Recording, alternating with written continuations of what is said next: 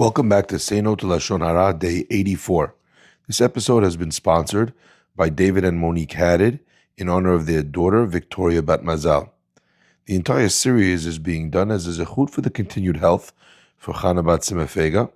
And if you'd like to sponsor an episode, please contact us at shlomo@wearechazak.com.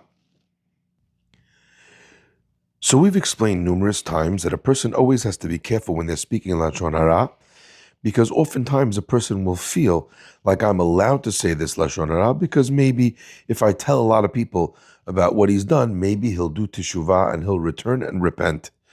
Well, if someone has hurt you, as we already explained before, then you can't rely on your own integrity, on your own feelings that this is for the sake of heaven and correct, and only for the sake of constructive criticism, because deep down there's some enjoyment and a feeling of happiness that other people are finding out what's going on.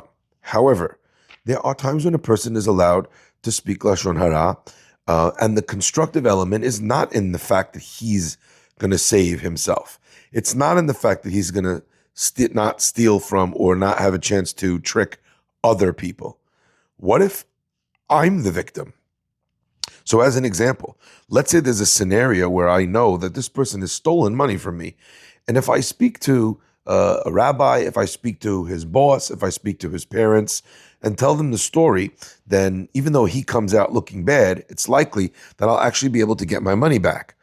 That is not Lashon Hara, where you're speaking evil to hurt someone. There, you're speaking these negative words about someone because you need to share that story to actually get the money that he took from you back. Or as an example, if someone is in the process or in a situation where they're being hurt by someone continuously, and if they speak up, then maybe it will stop. A person is allowed to go to the person's rabbi or their spouse or their parents and tell them what's been done so that they will stop, or so that they'll stop hurting you, or so that they'll return the money to you. Interestingly enough, says the Chafetz Chaim, it's not only after the person's done it to you. What if you find out that the person is going to do it to you? And the speaking of these words is actually just preventing it from happening. That would also be allowed. Because in all of these cases, you're not using your tongue and your Lashon Hara as a sword, as a tool to hurt. You're actually using it as a shield to protect yourself. And even though we have to be very careful with Lashon Hara, in the same way we can't hit somebody else, but are allowed to act in self-defense to save ourselves, our tongues are governed by the same rules.